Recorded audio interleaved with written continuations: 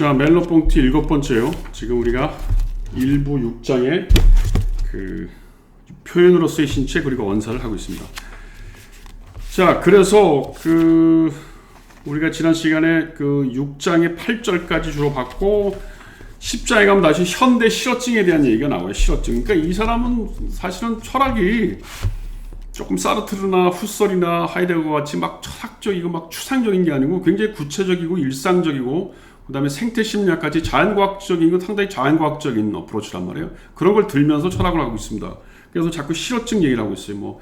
지난번에 먼저 시간에는 이제 절단지, 환각지, 이렇게 사람 다리 잘리고 팔 잘린 사람들이 왜 환각을 느끼냐는 문제. 그 다음에 이제 언어 얘기가 나오니까 실어증 문제 이런 얘기를 한단 말이에요.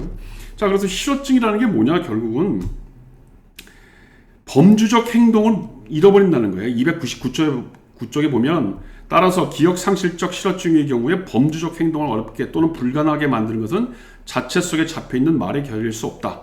말들은 자신에게 정상적으로 속하는 그리고 자신을 범주적 행동과의 관계에서 사용하는데 적당한 것을 만드는 어떤 것을 상실해야만 했다. 무슨 말이냐면 계속 얘기하지만 빨간색이라는 단어를 몰랐다. 그래서 빨간색이라고 하는 그 색종이하고 빨간색을 연결시키지 못한다고 하는 것은 굉장히 그 어떤 기억 상실과 복합 어느 말 자체만 얘기를 하고 있는 것 같지만 실제로 실어증 환자들이 여러 가지 어떤 색깔을 나열한다든가 다른 것을 비교하는 것을 못하는 이유는 범주적 행동이라는 거예요. 이게 범주. 이게 빨간색에 관련되고 이게 초록색에 관련되고 이건 따뜻한 색이고 이건 차가운 색이고 이건 사회적으로 어떤 의미를 갖고 이런 여러 가지 범주적이고 맥락적인 걸 잊어버렸다는 겁니다. 그게 중요해요. 그래서 뭐예요? 언어라는 건 뭐예요? 그래서 언어라는 건 뭡니까? 그것은 뭐예요? 정확히 말하면 세계에 대한 파악이죠. 이 300페이지. 여기서 세계라는 용어는 말하는 방식이 아니다. 그것은 정신적 또는 문화적 삶이 자신의 구조들을 자연적 삶에서 빌려온다는 것. 사고하는 주체가 육화된 주체의 기초해야 한다는 것을 말하고자 합니다.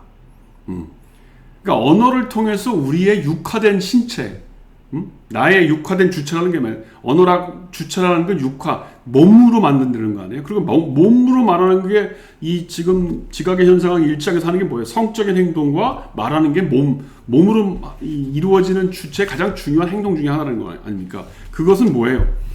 그런 의미에서 말하는 거는 정신적이고 문화적인 삶의 구조들 안으로 들어간다는 거죠. 말이라는 게. 그러니까 조금 좀 우스운 비유지만 우리가 외국어를 배운다는 게, 영어를 배운다는 게 단순히 보캐블러리를 많이 알고 문법을 많이 한다고 말을 하는 게 아니잖아요. 왜 미국 가서 한 3년만 살면 보캐블러리 그렇게 많이 알지 않더라도 애들이 의사소통을 하는 거 아닙니까? 외국 사람하고. 왜 그래요? 그 범주적 행동에 들어가는 거예요. 문화적 맥락 안으로 들어가니까 의사소통이 되는 거예요. 근데 10년, 20년 영문과를 다니고 매일 보캐블러리 많이 알고 그 리딩 하는 거 보면 어려운 단어도 많이 하는데 막상 가면 말이 잘 안 나오고 의사소통 자체가 안 되는 사람들이 있잖아요. 그건 뭐예요? 그런 언어적인 맥락, 범주적인 행동 자체가 안 되는 거죠. 그 얘기 하는 거예요, 지금 여기서. 자, 그래서 언어라고 하는 것이 이런 의미를 갖기 때문에 타자를 받아들이는데 굉장히 중요하다.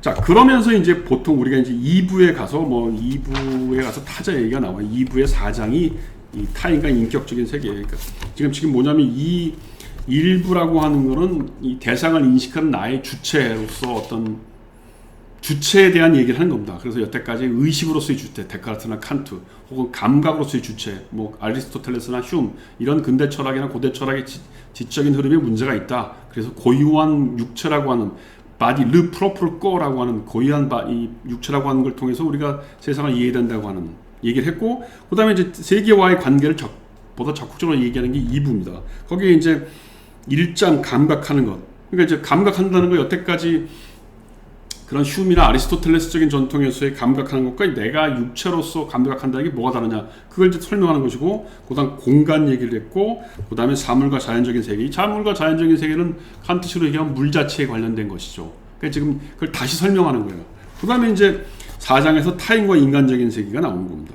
어떻게 보면 이 타인과 인간적인 세계가 이 2부의 가장 중요한 얘기예요. 왜냐하면 여태까지 늘 얘기했지만 이런 범주적 태도로서의 경험주의나 아니면 사유로서의 데카르트나 칸트적인 이 사유 방식이라고 하는 게 다 나를 중심으로 이루어졌단 말이에요. 그러니까 타자가 없는 거죠.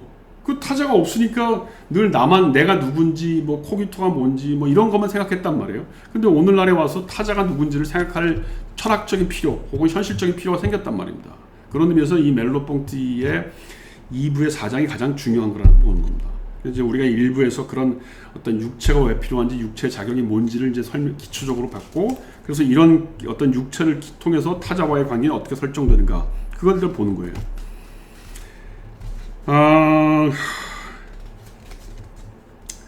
여기 521페이지에 보면 처음으로 딱 나와요. 문화적 세계의 지각이 검증될 수 있는 것은 인간적 행동 및 타인에 대한 지각에서 의해서다.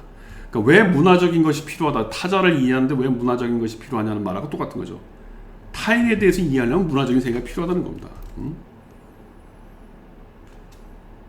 그러나 우선 내가 어떻게 나 자신의 문화적 세계의 경험, 나의 문화의 경험을 가질 수 있는가를 알지 않으면 안 된다. 그래서 이제 나 자신의 문화적 경험이라는 걸 먼저 얘기하는 겁니다. 그 다음에 타인은 어떻게 가능한가? 요 절이 사실은 중요합니다. 요 3절, 타인은 어떻게 가능한가? 나는 타인이 있다는 것을 어떻게 할 수 있는가? 원칙적으로 자기 인식으로서 나의 방식에 있는 의식이 어떻게 너의 방식에서, 이로써 사람들의 방식에서 파악될 수 있는가? 이거 굉장히 중요한 말입니다. 내가 여태까지 타자를 방식했어요. 그럼 타자도 나를 보는 방식이 있을 거 아니야. 그럼 나는 나의 방식이 있고 타자는 타자의 방식이 있어요. 근데 이게 어떻게 서로의 방식으로, 혹은 보편적인 사람의 방식으로 공통분모를 가질 수 있겠냐? 그 얘기를 하는 거예요. 이건 대단히 중요한 지적입니다. 그래서 계속 읽겠습니다. 지금 522페이지예요. 모든 문화적 대상들 중 첫째가는 대상이자 그 모든 대상들이 존재하게 한 대상. 이 대상은 행동의 운반자로서 타인의 신체이다. 바로 이게 답입니다. 나의 신체와 타인의 신체를 보면 의식이 아니고 내적인 게 아니고 타자의 신체를 보면 문화적인 대상으로서 알 수 있다는 거예요. 그 다음 유적들이 중요하든 타인의 신체가 중요하든 문제는 공간에 있는 대상이 어떻게 존재를 말하는 흔적이 될 수 있는가, 역으로 의도, 사고, 기획이 어떻게 개인적 주체에서 떼어내질 수 있고 자기를 벗어난 신체에서 자신이 구성되는 환경에서 가시적인 것이 될 수 있는가를 아는 것이다. 그렇죠. 뭐 어렵지 않죠. 이 말은 의도, 사고, 기획이라는 건 나의 그 내면적인 거 아니에요. 근데 그것이 주체로부터만 나와서 신체로 보여지고, 그래서 그게 환경에서 가시화돼서 다른 사람한테 보일 수 있는가 하는 문제입니다. 사회는 2명 또는 3명에서 존재하는 속하는 존재가 아니라 무수한 의식들의 공존이다. 그렇죠. 그런 사람들이 굉장히 많은 거죠.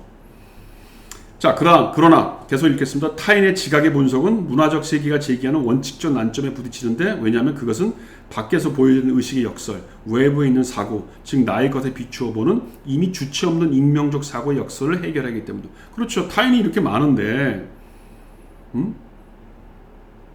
그다음에 익명적으로 여러 사람이 있는데 그걸 어떻게 우리가 해결하겠냐는 겁니다.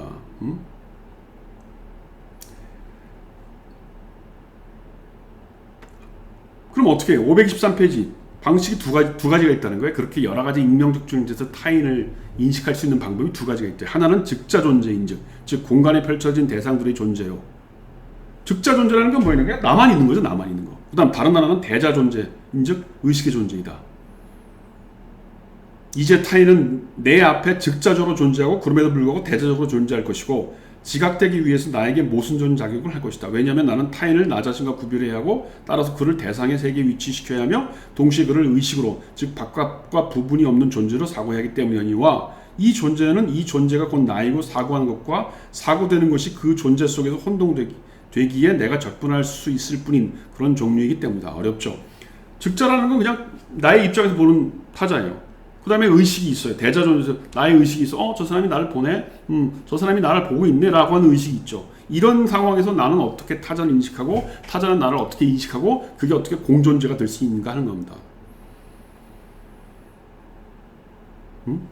그래서 그것이 결국은 표상의 문제가 여태까지 무슨 타자를 표상 이렇게 바라보는 거죠. 바라보는 거. 그게 후설 그 데카르트 성찰에 나오는 얘기 아닙니까? 그게 이렇게 바라보는 입장인 그게 아니고 신체와 세계의 경험이라는 거예요. 524페이지 읽겠습니다. 맨 위에 나의 신체와 세계는 물리학이 확립하는 그런 종류의 기능적 관계에 의해서 상호 조정된 대상들이 아니다. 그렇죠. 나의 신체와 세계라는 건 어떻게 돼요? 물리학이라는 건 객관적으로 저기 있다 이렇게 보는 거죠. 그게 아니고 그 안에서 공존 관계가 이루어진다는 겁니다. 나의 신체와 세계가 의사소통하는 경험의 세계는 더 이상 구성하는 의식에 의해서 내 앞에서 펼쳐지고 흩어지는 것이 아니다. 세계를 이 세계의 힘으로써 나의 신체를 통하여 미완성의 개인으로서 나는 가진다. 가진다는 게 뭐예요? 이렇게 포획한다는 거죠.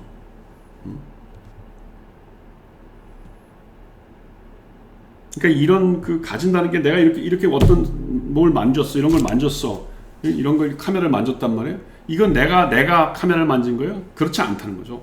카메라와 나이가 같이 공존하고 이 나중에 그 후기 조작엔 보이는 것과 보이지 않는 거라고 하는 책에서는 이게 키아즘이라는 거예요. 키아즘. 서로 얽혀 있다는 겁니다. 우리가 세계 안으로 끼어든다는 말을 써요. 여기 보면 524페이지 맨 밑에 우리는 조망과 관점들을 세계 개인의 우리가 끼어들면서 인식하지 않으면 안 되고 지각을 참된 대상의 구성으로서가 아니라 우리가 사물에 내속함으로써 인식하지 않으면 안 된다. 이거죠, 이거. 내가 카메라를 만지고 내가 타인과 같이 있고 세계 안에 들어가는 거는 끼어 들어가는 거예요. 그 세계적인 어떤 문화적인 침전 속으로. 그건 대상으로서 내가 인식하고 저기 카메라가 있는데 그렇게 해서는 하는 게 아니라는 겁니다. 의식들은 그 자신 속에서 감각적 장들과 모든 장들의 장으로서의 세계와 또 더불어 발언적 과거의 불투명성을 발견한다. 525페이지. 그래서 그 지각의 의식의 발견이 가능해진 공존이란 말이 어떻게 돼요? 신체는 맨 밑에 525페이지 공존을 설명하는 챕터 4절입니다. 525페이지 맨 밑에 신체는 객관적 사고가 여기서 끊고 갑시다. 시간이 많이 됐는데 여기서 끊고 갑시다.